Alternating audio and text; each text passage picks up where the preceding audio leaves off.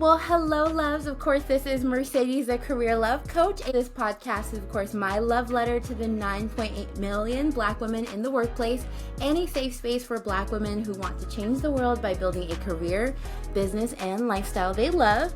Today, we are talking all about the power of leading, growing, and transforming the world, and learning all about it with Karria, which I'm so excited because she has this amazing journey of really consistently choosing purpose and impact. And so I'm excited and honored really to introduce her. Prior to getting started, I do want to give our audience a quick trigger warning that we may discuss topics related to sexual trauma. So if this isn't the right space or time for you to tap into this podcast, we completely understand. You can, of course, come back later or check out another episode. But with that being said, I am so excited, like I mentioned, to introduce Karria Lawrence. And I see her as a visionary. She is behind Pretty Girls Pray, and she is the CEO of Archetype & Co. And she has such deep roots in how she works in community. And so I'm all about community, right? And she has this great background in driving impact and leading operations, and she's built her career around that and ministry in order to empower young women, and specifically Black women and young Black girls. And so I just love that about her mission. And she's also come on this journey to really overcome trauma and being able to step into leadership and follow her purpose despite that. So she often advocates for mental health and sexual abuse survivors and educational equity. This podcast is proudly sponsored by the Black Women Bliss community. Check out the show notes to join and learn more. I'm so excited about this, and also to learn about her new goals. She also is a 2-time author and soon-to-be clinical social worker. So to really launch us off into this conversation, Karria, I would love to know a little bit about your story. It's truly powerful. So tell us a little bit about your journey, and then also about this, journey of healing and personal transformation and how it's led to you to where you are today. Yeah, so my journey started probably the transition happened probably about 10 years ago. And so with that transition came with me giving my life to Christ. And through that, I, made a declaration literally to change my life. And that's what happened. And so through the last 10 years, I have kind of gone back and forth between full-time entrepreneurship and being an entrepreneur as well. But my organization on the nonprofit side was formed about 10 years ago. And that's when I began working with girls as well as my own healing journey. And so I would say, honestly, it's been a very long journey. I don't think it's over. And but I would say the bulk of a lot of my identity, and abandonment and sexual trauma issues, were addressed within the last 10 years. And so I would say that's probably where it started. And I'm here now doing the good work. So Yeah, I would ask, and of course, share what you feel comfortable sharing. But so you have this journey where you're like, I'm really gonna walk my Christian faith out, and what I do every day. Started on that journey about 10 years ago. What was like the catalyst that made sense? I feel like so many of us, we say that we want to do things and we want to go on our spiritual journeys and we want to walk that path, but we often have barriers, or we fall off. We don't keep going. And so what was the part that made it real and different for you this time? And well, I was given an ultimatum. Either I was going to live or I was going to die. So I just told to live. You said I had one choice. Really, I had one choice. I was definitely given an ultimatum. God literally told me I was not on the right path, and if I would have continued on my path, death was knocking on my door. And so I made a decision, and the decision came with also saying, "Hey God, but this is what I need." And so I told him, I went to Marshall's, got a journal, and I wrote down all the things. I still have the journal to this day. And one of the things that I had requested was a new community. And it's not that my old community was off, but it wasn't one that would cultivate in the environment that I needed to be in. And so I went to church, I think it was like literally New Year's. I went to church New Year week, like that, going into the new year. And then that Sunday, I was in a new community. Um, and I'm still like friends with at least two of the people out of that small group. But that was the beginning of my transformation, but also me seeing like me making this request to God and Him making it available to me within, a matter of days. Um, and yeah, but 6 months prior to that, I had actually got into a physical fight. And when, and I had broke like my thumb or something. And so the lady who was taking my cast off at the time, I didn't know anything about the fivefold ministry. I didn't know anything about prophecy. I didn't know anything about none of that. Yeah. So as she was taking my cast off, she had began to prophesy and telling me that my life was going to look different in the next 6 months. And I had no idea what she meant by that. And I'll never forget even telling friends, and they're like, well, it ain't going to be me. It ain't going to be me. It was all of them. Oh, wow. So I literally have like documented, in reference to my journey up into that point. But yeah, and it was interesting because I know it was spiritual because she could not stop speaking. Like she was going very, very fast and talking, and it was just like, and I was just, tears were flowing for me. And when I walked out the doctor's office, I did not see her again. Um, and so, yeah. I was like, I got a message. you might need 6 months for me to really get it in there, but yeah. Oh, I love that. I think there's all of these, beautiful spiritual signs when we are on, our journey to growth. And I think, I strongly believe, and that's part of who I am, of that we're all here for a purpose. I mean, I think many of us believe that, but we're all here for a purpose and a mission, and our journeys are interwoven and so important. I think it's kind of a sign of like, okay, girl, you gotta tap in because you got things to do. You got this nonprofit to That run. part. You got these organizations to impact. So I love this story of like it's almost like, hey, you got to become this person because this is what you were designed to do, and the messages are loud. Come on, girl, get it together.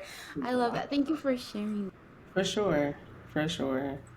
So, I know that you've taken pieces of your story and your growth and healing and all of those things to really define like who you are as a leader. And I found that like super refreshing because I feel like so much of the time we try and remove like the human part of leadership, right? We like say, oh, leaders are supposed to be perfect. They have to show up this way. They have to, be this vision of a leader that we have, not recognizing that leaders are people too, right? And that we also become leaders in our own way. And so I loved how you really took leadership as your whole self, like this trauma, these mistakes, my ability to be resilient is part of what makes me an amazing leader. And so I just wanted to just give you some flowers for that and your Yeah. approach for talking about that in such an empowering way with all of who you are.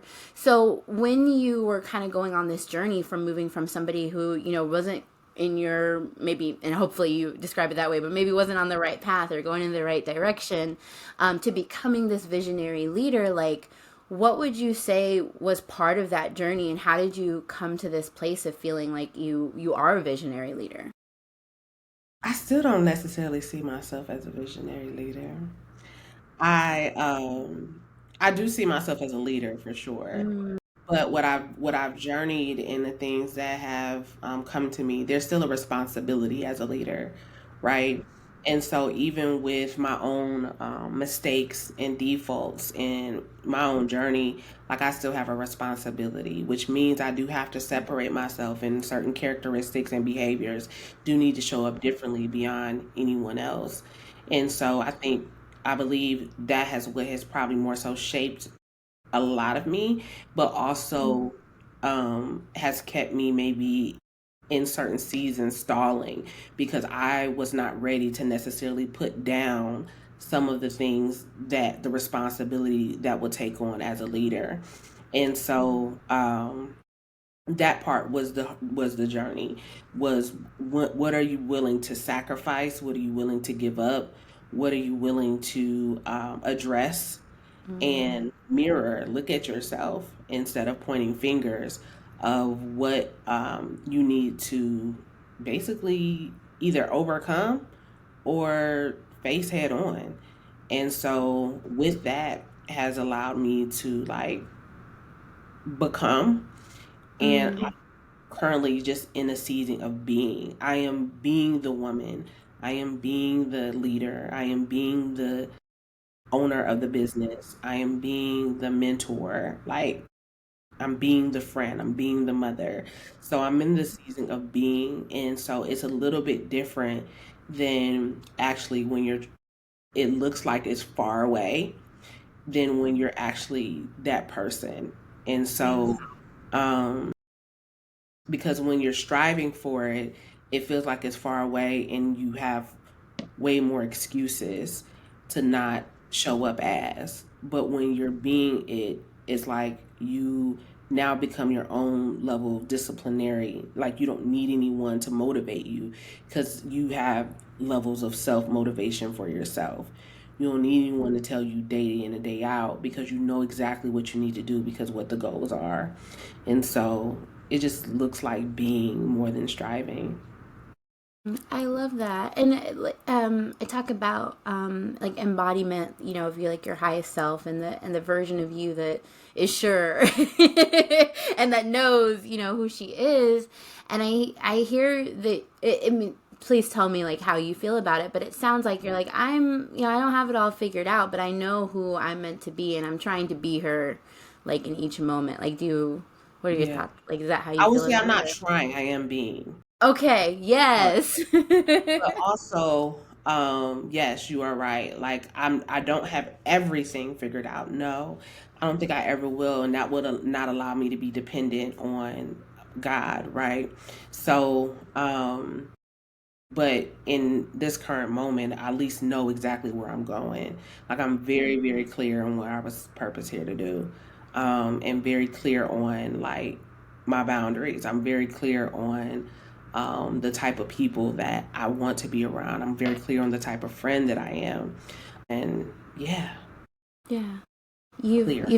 You've talked about like this community piece quite a bit, and I know that's something that is important to you. But I just want to call that out for like listeners, right? Because, it's, and sometimes I feel this way too. It is sometimes really hard to find your people and to be led in the right direction for the right connections that are going to help to build you. And what I hear you say is that you really said, I'm going to go on this journey, and you found that community like on the way, and it kind of was presented to you and helped you to be each day. Well, the community, the interesting thing about community piece is that it's been different, but it's also been really negligent in certain seasons of my life as well. Mm, And so, because sometimes, especially if you have ever struggled with people pleasing, community can be almost self sabotage in certain ways because you're trying to prove yourself instead of just being able to identify, are these people even worthy to even be in my life?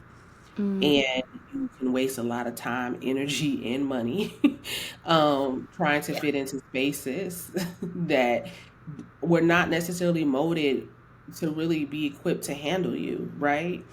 And so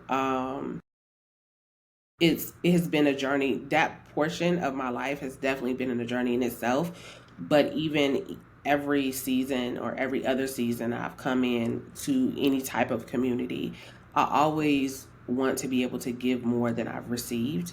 And sometimes though, I have learned though to still be in that receiving, because Mm, some seasons I may not be able to give, right? yeah. And being able to identify, when those seasons when you can't give, whether you're completely devoted into work or school or parenting. Maybe you just got married. Certain seasons you may have to focus on certain things that are higher priority, and your surrounding community may just need to give to you. Maybe you're experiencing grief in multiple different ways, and so being able to identify who those people are during those seasons are where you can see where that lifelong community comes in at.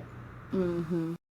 Yeah, I'm in a stage right, and I say that because you're speaking to me with you may be speaking to everybody else too, but you're speaking to me in this moment too, because I've been just feeling a little bit drained lately, and I just feel like I don't know, maybe it's in the water a little bit. Like as Black women, we're just a little bit tired right now. We've been through a lot of emotional upheaval, excuse me, in terms of what we're experiencing.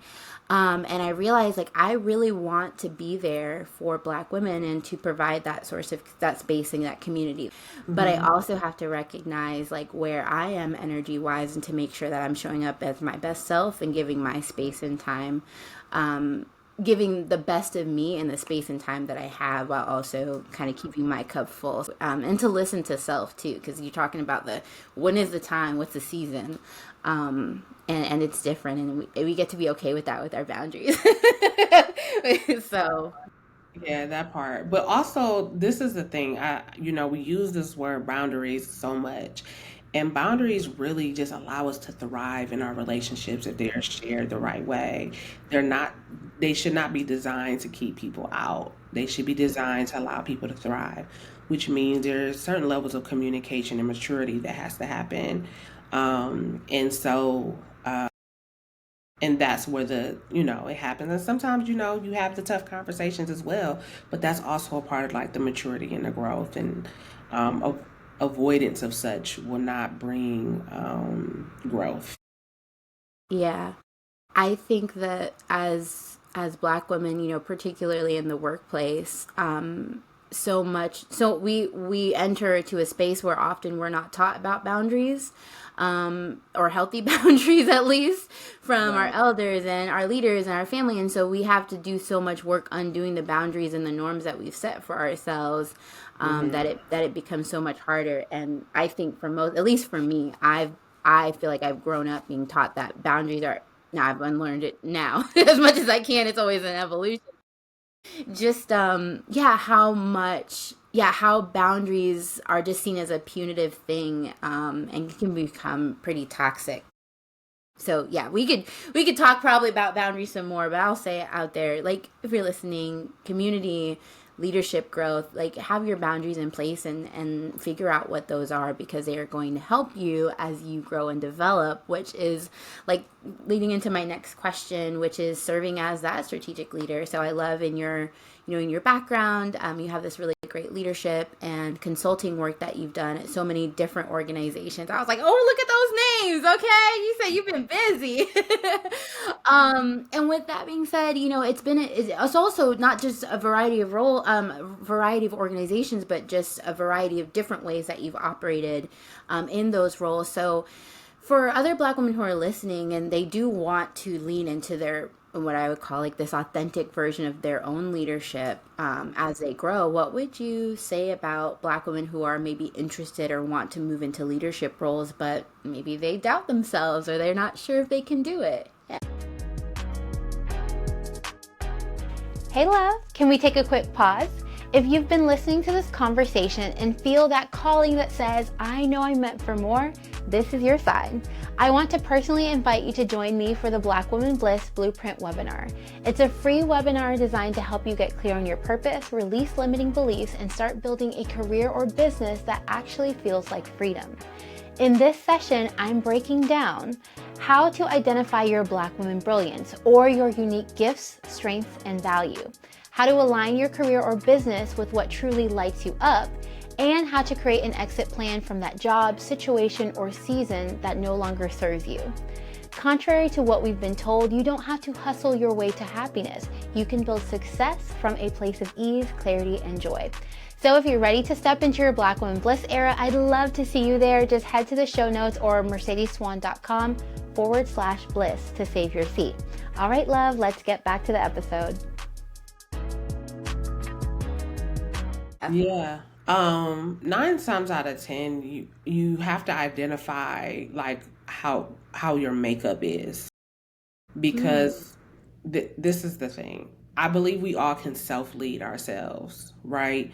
But we all may not be designed to lead others in certain ways. And we have to be okay with that, one. So, and not saying that you can't, but just saying like everybody capacity is different. And being able to understand where your capacity lies and be okay in that, because you may be a really, really good supporter. Yeah. Like you thrive in that area. And so that is completely okay. You can lead as a supporter though, you know? It Yes. may not mean that you need to be the CEO of a company. It may not mean that you need to be maybe a higher up, like executive level or director or what have you. Just depends, right? Do I believe that everybody, because leadership is also a skill, but it's also a capacity.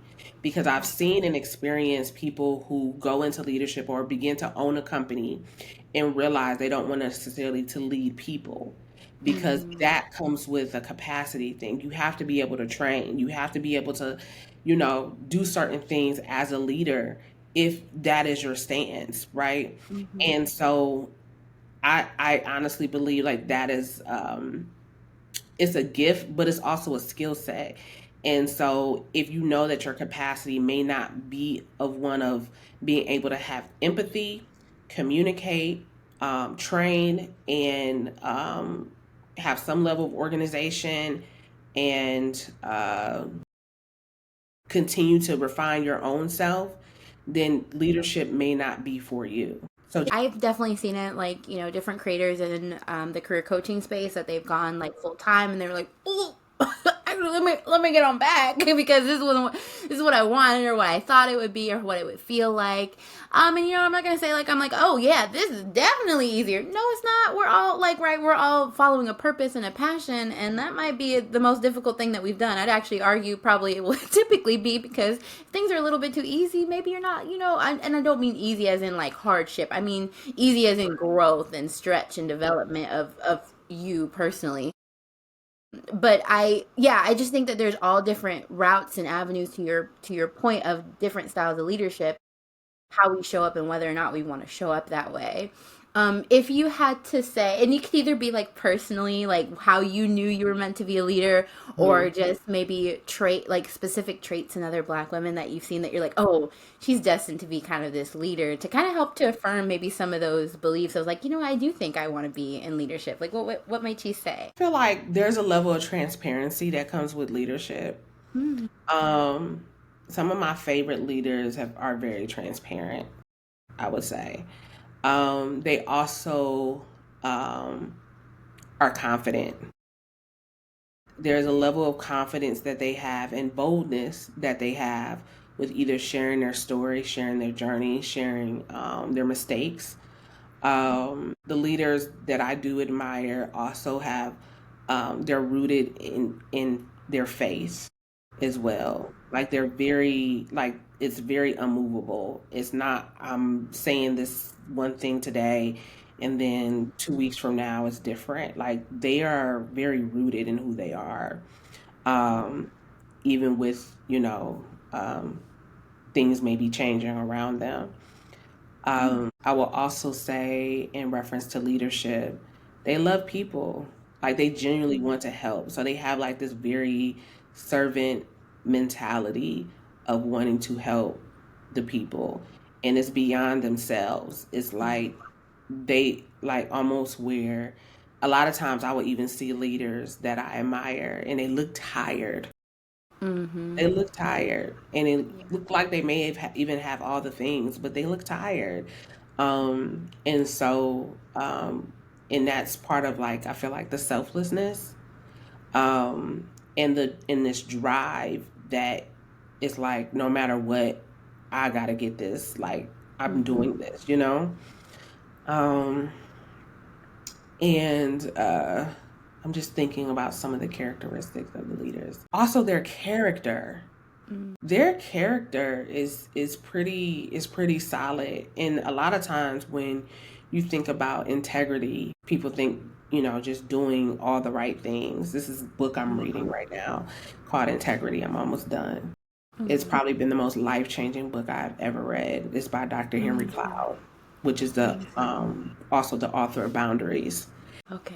And integrity is far beyond just doing the right thing without people.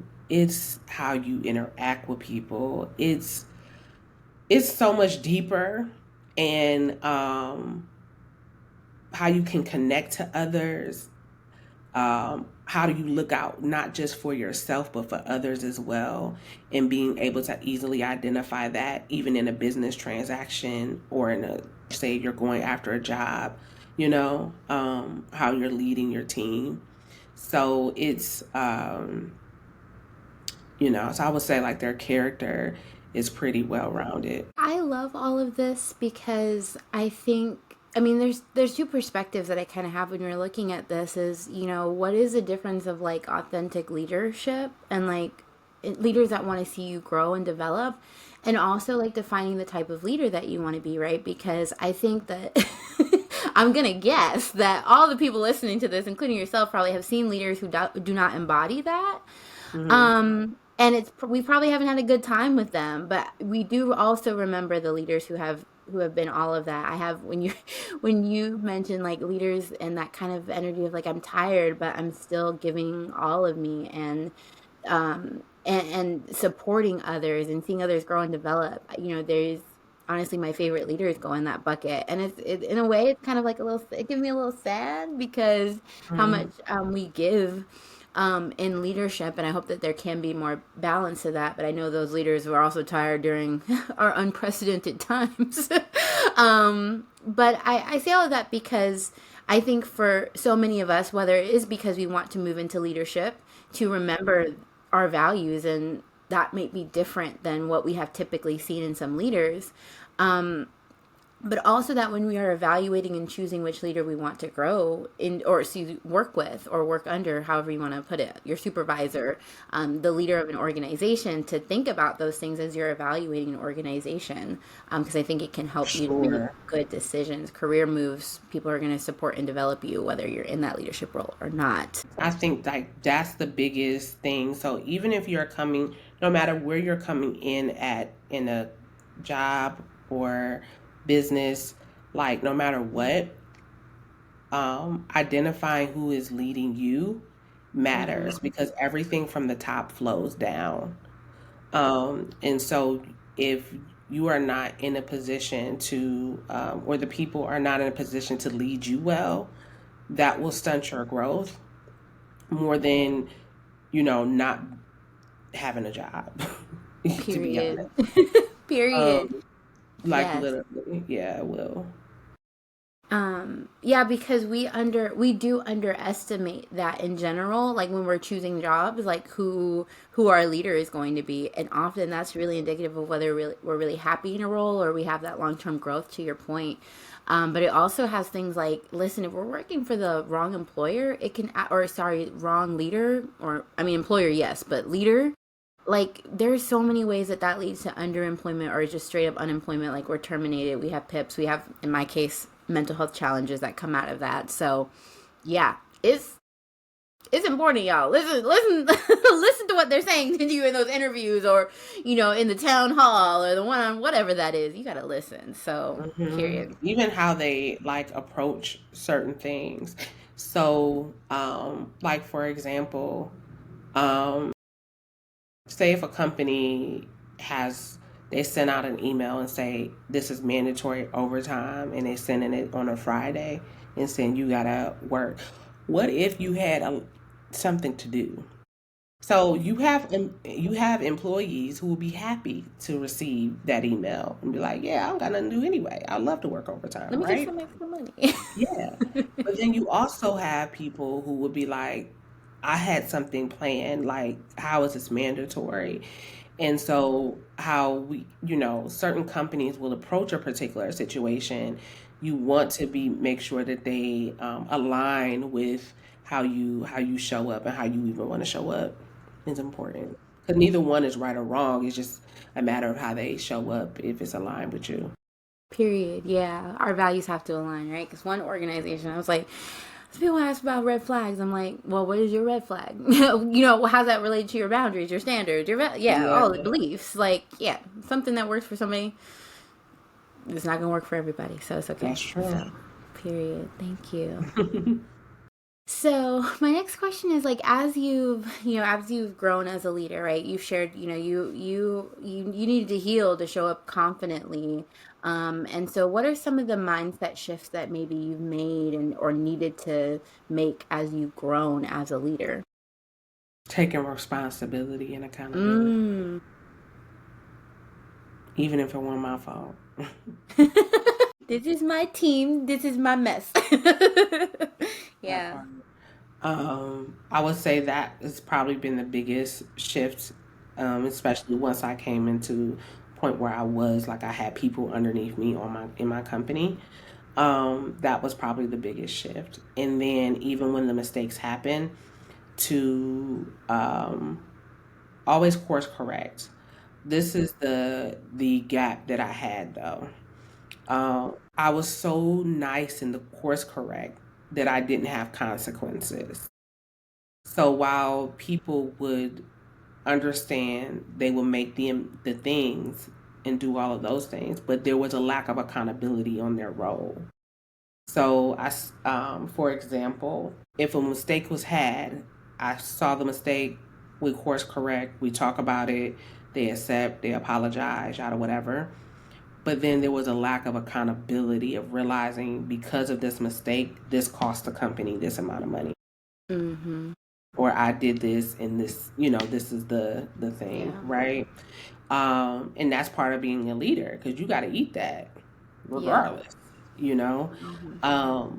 But one of the things, even as I'm like actually hiring on right now, is the biggest thing of taking on people who understand and also putting that as a part of our company culture of the accountability piece. Like when you have this role and this is what you're responsible for, you are Mm-hmm. completely, this is your ownership and you're completely accountable for it too, Yeah. right? And these are the metrics and this is, um, your responsibilities and, all the things to handle. Mm-hmm. This is how to do it, all the things. But also I want you to take ownership for this. So if this does not go well, this there's a consequence here, and not to do it as I think I was always not necessarily fearful, but also didn't feel like I needed to like put Mm-hmm. some level of a consequence behind not doing your job, basically. Mm-hmm. Um, but I have realized through mistakes that I've made that there does need to be something there, because there's may not be accountability, you know? Mm-hmm. That what you're talking about was actually one of my biggest fears of having to manage when I moved into my first supervisory role. Hmm. And I say that because I'm really good at building relationships and building trust. Hmm. But a lot of times my worst fear is to build to like have to do something that feels like it's eroding trust, right? Hmm. And I think what I learned over time is that being able to be consistent and have conversations that are transparent and open, even if they're really challenging, like you made a mistake, can build trust with your team because For sure. like, hey, this person is going to be fair and they're going to still treat me as a human and Hmm. is going to extend me grace, but Hmm. also that I'm being clear and saying like, hey, this is an issue for this reason. Here's why we have to like resolve this. Here's the consequences if we cannot resolve this. And I think I came equipped with a lot more of the language because I was in human resources before this, but it was Oh, still yeah. really challenging. And I would say one of the hardest things that I had to learn as a leader is when to have what conversations and what time is it a big challenge or what time is it not? When do you have to lean Mm. in to really like communicate like, hey, this is a problem, versus saying, hey, this person just needs encouragement or they just need guidance or training. And so sometimes that shift comes into like plays so much to what you were saying earlier about like the people pleasing, and that people pleasing does not go nicely together with holding people accountable. I'll tell you that right now. That is painful. Let me tell you, sabotage, looking crazy, be broke. Yeah, especially if like that's your pocketbook. Like, no, we don't have that, that big, budget from the company. Like this is my company, this is my money, and yeah, and I'm responsible for all of this. And small businesses, other people's paychecks too. Yeah, like that impacted somebody else's paycheck, kind of, sort of. Like, yeah, so Yeah, for sure. So my last question kind of about career and business, and of course leadership too. Well, I mean, leadership is related to the other thing as well, but I want to talk about your nonprofit because it's just an amazing mission and goal, Mhm. and your impact that you've been making. My last question about kind of your business is, you've built this successful consulting business. And so for other Black women who are listening, at least for me, I know one day I want to open a consulting business to really support the careers of organizations creating more equitable spaces, by centering marginalized groups such as Black women. And one of the worries is like, oh my gosh, like I'm gonna have to go contact corporate clients and figure out who to contact and all that information. And it seems a little bit overwhelming, right? To kind of come into this new energy. At least that's my perspective right now. We'll see what we'll see when I actually get there. Yeah. But from your perspective, what would be your guidance if a Black woman's listening and would like to, step into the world of consulting? What would your advice be? Yeah. I would say go for it. It's a lot easier than you think. Especially I have found it to be easier to work with corporate companies than to actually work with other like micro small business owners that are like Mm, solopreneurs. yeah.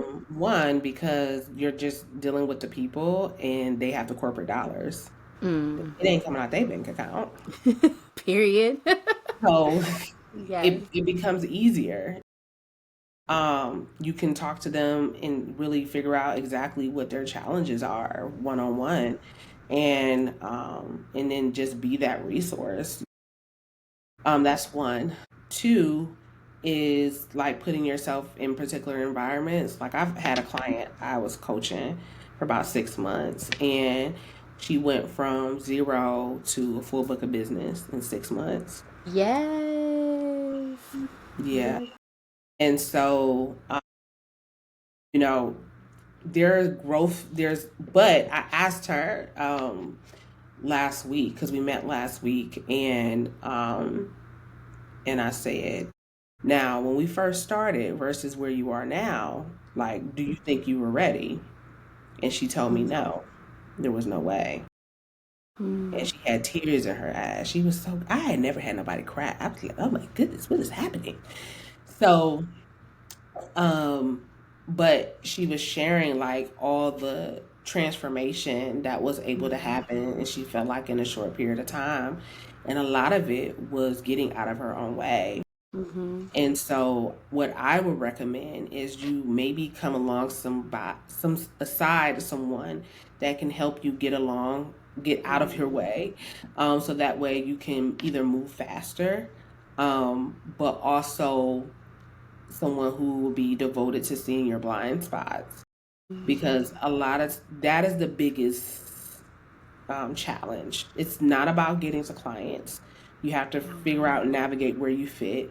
Because where we thought she was going to fit was not necessarily where her fit was, right? Right. And so, but once we figured out her fit, it became very easy and of ease for her. And so I feel like it is important, for the biggest thing is knowing that the client thing is not the hard thing. Mm. Is you is the hard thing. Mm-hmm. That's the biggest thing. And not saying there won't be challenges or maybe even points of like where it could be slower than others, because that's just business. But I will say like one of the biggest barriers of entry is not your expertise because you are an expert. It's not the value that you can bring into the space because you are valuable. It's not, you know, because of, it feels like they may be too big, so are you. So it's none of those things. It's literally, your mind and getting out of that way so that way you can show up um, the best way that you can and, get that money, honey. Hey, okay. All right. Well, let's dive into Pretty Girls Pray, which I love. Yes, name. Yes, mission. Yes, purpose. And I feel like this, at least from the outside looking in, seems like a true testament of, you really living out your purpose and your passion, right? And doing what you need to do to change the world. So tell me about the mission of your nonprofit and, yeah, how you maybe discovered this was what you were meant to be doing. Well, God told me. So that was it. But I'm also a survivor. So I'm a survivor of sexual abuse. I was abused from the age of 3 to 11. And so I always had, in addition to physical and emotional abuse that came along with the years as well, but the primary was the sexual. And so I had realized that, I always originally I wanted to be the director of a school board, which I'm Oh, actually probably, it's not even a director, it's a chairman. So okay. that may even still happen, okay? Oh, yes. But because I had this one principal who I loved, her name was Dr. Stokes, and I wanted to be just like Dr. Stokes, okay? So life happened, and God downloaded the vision of my nonprofit organization, and so I accepted the call on that. Our overall mission is really to bridge the gap when it comes to girls who have experienced levels of trauma and really help them understand who they are in Christ, but also on the education side, help them really equip themselves for the world. And that is in all areas. So from marketing, sales to, because it flows in every area. It doesn't matter if you work a job or you don't work a job. You need to have all these skill sets, right? You need to be able to how to comprehend and read and write properly and, organize your thoughts and also use levels of tech, the way the tech world is happening, right? And so we want to equip them as well, and have them mentally well, but also have them, physically and emotionally well. Um, and so yeah, that's our mission. Like we're on a mission to just eradicate, not necessarily take the trauma away, but help them how they address it and how they show up for themselves after experiences have happened. Um, because I'm a strong believer, I know that the world in itself is just not good. So I don't want to be so oblivious of thinking like I'm going to eradicate trauma completely. No, that's not going to happen because we live in a fallen world. But what I am here to do, once somebody has experienced levels of trauma, is to make sure that they can show up as their true selves, and they can find themselves again, and really, be properly equipped and have new hope for sure. Yeah.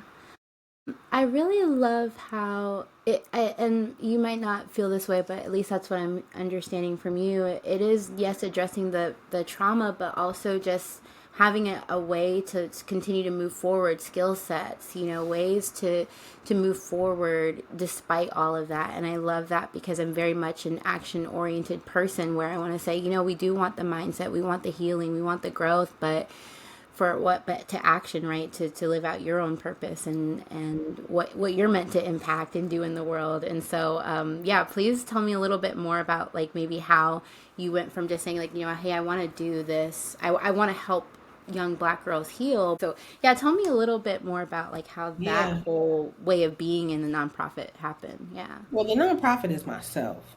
So I'm not someone who is going to just sit. I am a woman of transformation.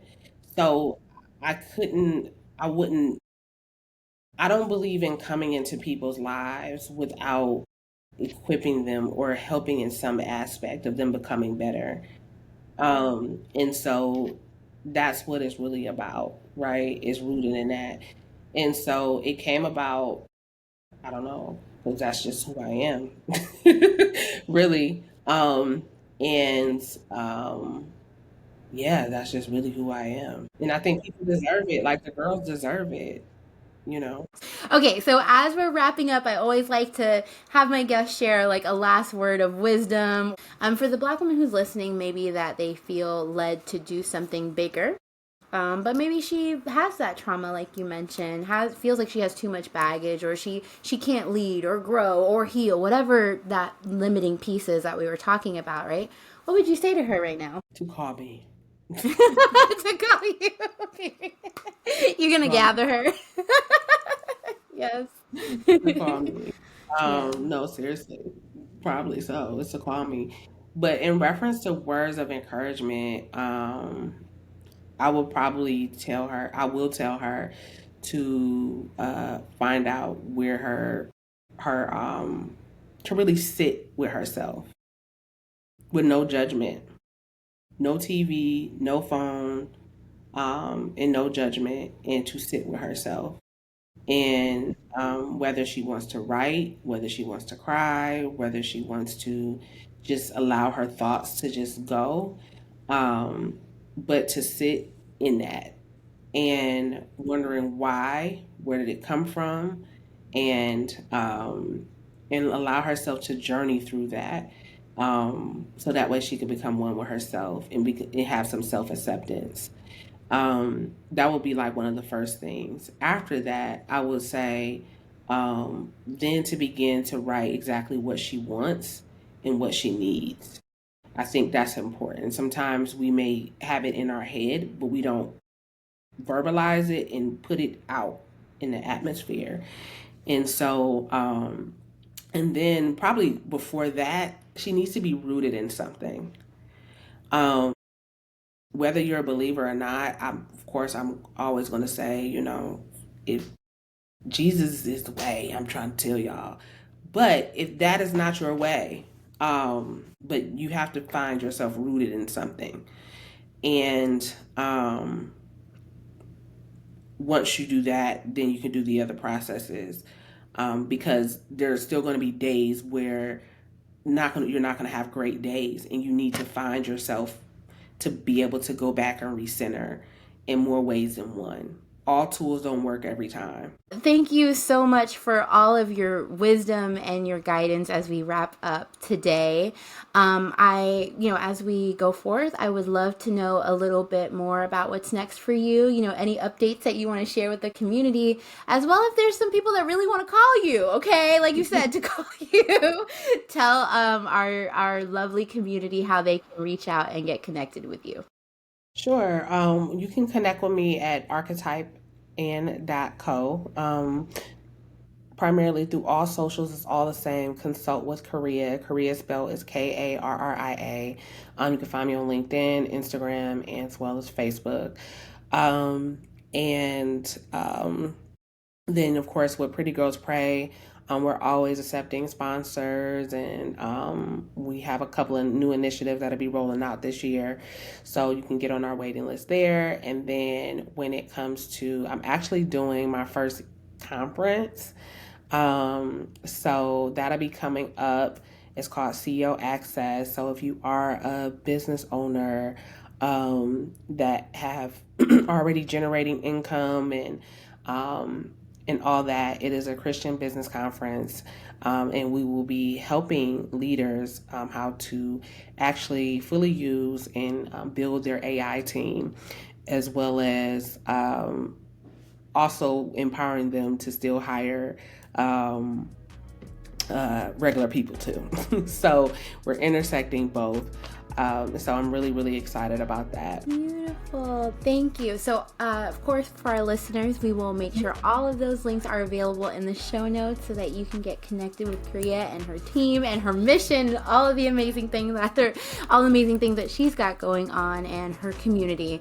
And so as we wrap up, I just want to thank you so much for this really transparent and open conversation. I hope that for our listeners, the beautiful Black women out there, that you found this conversation healing. I hope that it inspires you to continue to pursue your Black woman bliss, because this is the whole point of this podcast, okay?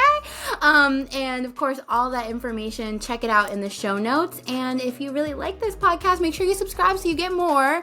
And also share this with another professional sister in love who, wants to be in leadership, wants to heal, wants to grow, who wants to live out her purpose and her passion and get clarity on that. And of course, as always, you can support the podcast on Spotify if you would like. And until next time, Karria and I both wish you much success and growth in building a career, business, and lifestyle you love. So bye, everyone. Bye. Thank you, Mercedes.